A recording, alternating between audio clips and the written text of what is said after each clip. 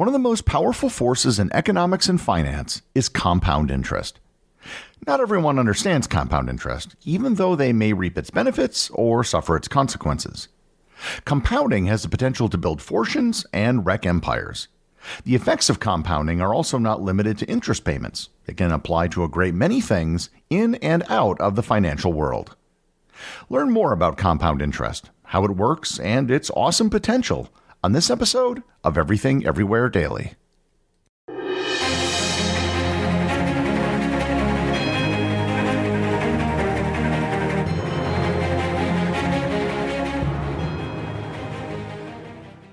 This episode is sponsored by NerdWallet. Nerds! When it comes to general knowledge and history, you know I've got you covered. But who do you turn to when you need smart financial decisions? If your answer is NerdWallet, then you're absolutely right. And if it's not, let me change your mind. The nerds at NerdWallet have spent thousands of hours researching and reviewing over 1,300 financial products. And they have the tools you need to make smarter financial decisions. Looking for a credit card? Go beyond the basic comparisons, filter for features that matter to you, and read in-depth reviews. Ready to choose a high-yield savings account? Get access to exclusive deals and compare rates, bonuses, and more. House hunting? View today's top mortgage rates for your home sweet home. Make the nerds your go-to resource for smart financial decisions. Head to nerdwallet.com/learn more. NerdWallet. Finance smarter. Disclosure: NerdWallet Compare Incorporated, NMLS 1617539. This episode is sponsored by ButcherBox. We're now in the thick of football season, and that means inviting friends over to watch the big games. If you're going to have people over, then you're going to have to feed them. And no matter what your game day food selection is, ButcherBox can help you out. ButcherBox is currently offering new members a great deal that will help in your game day preparations. New members can get their choice of ground beef, chicken wings, or bacon for free in every order for the lifetime of your subscription. Want to serve burgers or sliders? Then go with the ground beef. If you love chicken wings, then you can go for that. And of course, bacon goes with everything. No matter what you select, ButcherBox only offers the highest quality meats and seafoods. So sign up to ButcherBox today by going to butcherbox.com/daily to receive your choice of ground beef, chicken wings, or bacon for free in every order for the lifetime of your subscription. Plus, you get $20 off your first order. Once again, that's butcherbox.com/daily and enter code DAILY at checkout. Albert Einstein was reported to have been asked what the most powerful force in the universe was. And his answer was compound interest. Actually, he probably never said that, but it's still a great quote. And there's an alternative version floating around in which he calls it the eighth wonder of the world. Perhaps the simplest explanation as to what compound interest is was given by the early American statesman Benjamin Franklin, who said, quote, "Money makes money, and the money that money makes money," end quote. It sounds a bit convoluted the way he puts it, but he's fundamentally correct. Compound interest is the interest on a loan or deposit that's calculated based on both the initial principal and the accumulated interest from previous periods. Unlike simple interest, where the interest is only calculated on the principal amount, compound interest grows faster because each period's interest is added to the principal, and future interest is calculated on this newer, larger amount. So essentially, you're earning interest on your interest. This might not sound like a big deal at first, but as we'll see, that simple idea has enormous potential and enormous dangers. There's a formula you can find for compound interest that I'm not going to explain in detail here, simply because equations, like children, are better seen and not heard. Suffice it to say, there are several variables that go into calculating compound interest: the interest rate, the compounding frequency, the principal amount, and time. I'll illustrate the concept using a very simple example. Let's say you have $100 in a savings account that earns 5% per year in interest. And just to make the math easy, let's assume that the interest is calculated once per year. At the end of the first year, you will make $5 on your initial principal of $100. If you're compounding, then you take that $5 you made in interest and put that into the savings account. So in year 2, you now make 5% on $105, not $100. The amount of interest you earn in year 2 would be $5.25, not $5. In year 3, you now make 5% on $110.25, which would be $5.51. And in year 4, you make 5% on $115.76, which would then be $5.79. The amount you make in interest keeps going up because you keep making money on the interest you previously earned. This example is assuming that you only calculate the interest once per year. But what if you did it every month? In that case, you divide 5% by 12, the number of months in a year, and calculate 0.417% interest every month. If you compound interest monthly rather than annually, in the first year you will make $5.12 in interest, not $5. The shorter the compounding period, the more money you can make, although there is a limit to it. Using calculus, you can actually calculate continuous compounding. If you didn't compound interest, it would take 20 years to double your principal, making only 5% a year. However, if you compound your interest annually, it would take only 14.2 years to double your principal. In 20 years, you would have made $165.33 in interest, 65% more than without compounding. In the examples I'm using, the differences in numbers might not seem like a lot, but over time they become enormous. Before I get into the implications of compound interest and why it can be so powerful, I want to provide a brief history of compound interest. Compound interest, or at least the idea of it, has been around for a very long time. The first known examples of interest being charged on loans came from the Sumerians, Babylonians, and Assyrians. In ancient Mesopotamian societies, loans were often issued in the form of grain or livestock, and interest was applied. Some ancient records from Babylon indicate that interest was compounded annually. The famous Babylonian legal document, the Code of Hammurabi, from around 1750 BC, regulated the rates of interest, especially for agricultural loans. In some cases, farmers would borrow seeds and the interest would be calculated based on future harvests, making these early cases of pseudo-compounding. The Greeks were known to study mathematical principles that relate to geometric progressions, which is essential to understanding compounding, but were not known to use compound interest itself. The Romans did know about compound interest and occasionally used it. The famed orator Cicero once wrote to a friend, quote, "I had success in arranging that they should pay with interest for 6 years at the rate of 12%, and added yearly to the capital sum." End quote. The Romans had laws putting limits on interest in place, but they never had any laws regarding compounding of interest. The main thing which prevented the use of compound interest was mathematics. It was much more difficult to calculate than simple interest, so it was seldom used. For centuries, compound interest was infrequently used, mainly because of the calculation problem, but also because most loans were shorter than they are today. A loan would often be paid back in months, not years. Over shorter periods, compounding just wasn't worth the effort. The calculation problem began to be solved with the development of a formal banking system in Italy, especially around the city of Florence. In 1340, the Florentine merchant Francesco Balducci Pegolotti created a table of compound interest for interest rates from 1 to 8% for periods up to 20 years. In the 15th century, the Medici Bank, one of the most powerful banks of the time, played a crucial role in financing large projects, including governments and monarchs. The practice of compounding interest became more formalized as the Medici developed sophisticated accounting techniques for managing long-term debts and investments.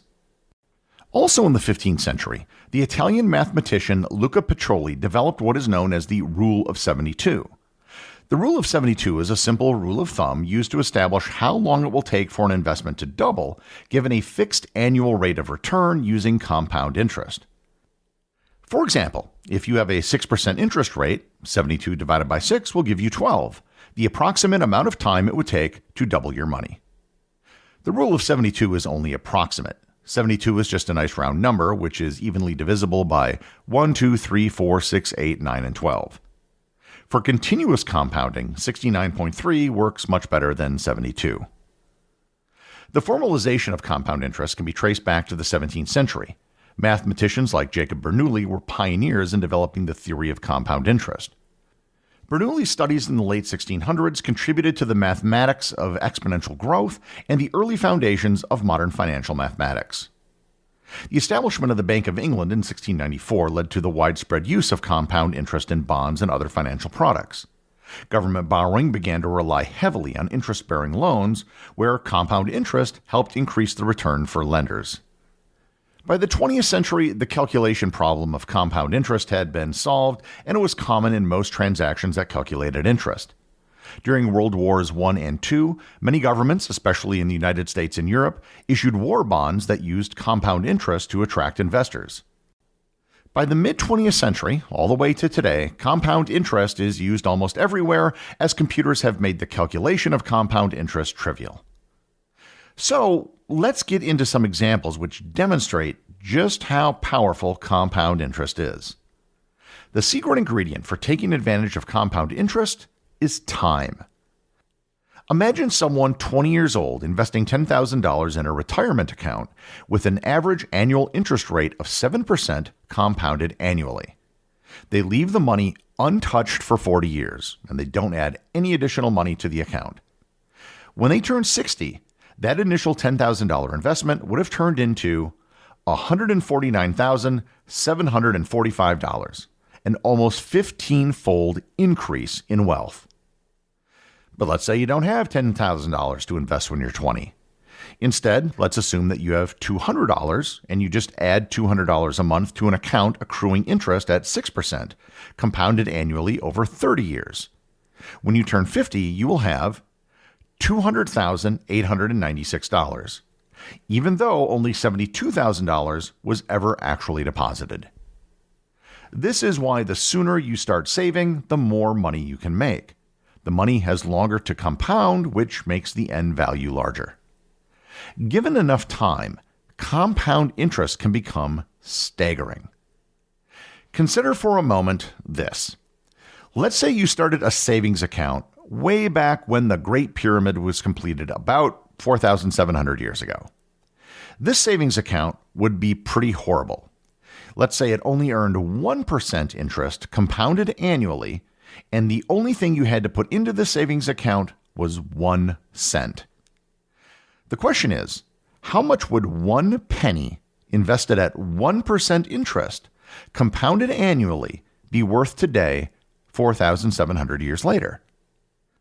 Well, it wouldn't be in the millions, or the billions, or even trillions of dollars. The final amount would be $2,443,886,515,503,186. To put this into perspective, the total gross domestic product of the world is estimated to be around $142 trillion. The total amount of debt in the world is about $220 trillion, which is approximately the same as the total value of all the real estate in the world. Compounding isn't just something that affects interest rates. It affects many other things as well. And one is economic growth. Let's suppose you have two countries that have economies of the exact same size. Economy A grows at 2% and economy B grows at a rate of 3%. And that might not sound like much of a difference. And over the course of a single year, it isn't much of a difference. However, if that 1% difference in economic growth were sustained for a century, after 100 years, economy A would be 7.24 times larger, but economy B would be 19.22 times larger. A 1% difference in growth over 100 years will result in one country being 2.65 times richer than the other. Inflation is also subject to compounding effects. Every year's increase in prices is on top of the increase in prices which came before. Most developed economies try to shoot for an annual inflation rate of about 2 to 4%. Yet, over time, there are huge differences between those two numbers. At a 2% rate of inflation, prices after 50 years would be 2.7 times greater. But with a 4% rate of inflation, prices after 50 years would be 7.1 times greater. Compounding effects also occur in population growth and decline. the more offspring there are, the more people there are to produce even more offspring. Compounding effects can also work in reverse. So far, I've talked about investing money and earning a return. However, if you're in debt, compound interest can work against you, and the results can be devastating. Suppose someone has $5,000 in credit card debt with an annual interest rate of 20%, compounded monthly. And let's assume they don't make any payments for a year. After 1 year, the debt will grow to $6,095, showing how high interest compounding debt can spiral quickly out of control. When you don't pay down your debt, you begin paying interest on the unpaid interest. And this is as true for individuals as it is for nations. As the United States national debt has gotten larger and larger, the percentage that is spent on interest keeps getting larger and larger due to compounding effects. As of the recording of this episode, interest payments have surpassed national defense and will probably surpass Medicare next year. Within a few years, unless there is a dramatic reversal, the compound interest effect will result in interest payments becoming the largest single component of the national budget, overwhelming everything else. As I mentioned before, the effect of compound interest is dependent upon principal, time, and interest. Regarding the national debt, interest rates can change over time. So if interest rates increase even slightly, it can result in a massive increase in the cost of interest and hence the size of the debt. Compound interest isn't hard to understand conceptually, but many people fail to recognize the dangers or benefits of allowing compound interest to work over time. So regardless if Einstein actually ever said it, it might very well be the case that compound interest is the most powerful force in the world. The executive producer of Everything Everywhere Daily is Charles Daniel. The associate producers are Benji Long and Cameron Kieffer. I want to give a big shout out to everyone who supports the show over on Patreon, including the show's producers. Your support helps me put out a show every single day. And also, Patreon is currently the only place where Everything Everywhere Daily merchandise is available to the top tier of supporters. If you'd like to talk to other listeners of the show and members of the Completionist Club, you can join the Everything Everywhere Daily Facebook group or Discord server. Links to everything are in the show notes.